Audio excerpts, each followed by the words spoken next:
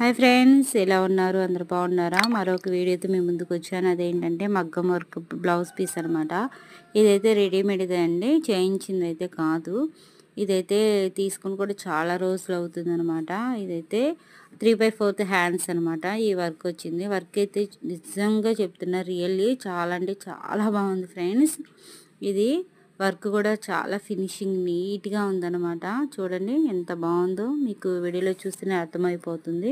And ఇదైతే neck అండి. Neck కూడా మనకి 31, 32 నడుముకైతే ఈ నెక్ అయితే కరెక్ట్గా పర్ఫెక్ట్గా సరిపోయింది అనమాట.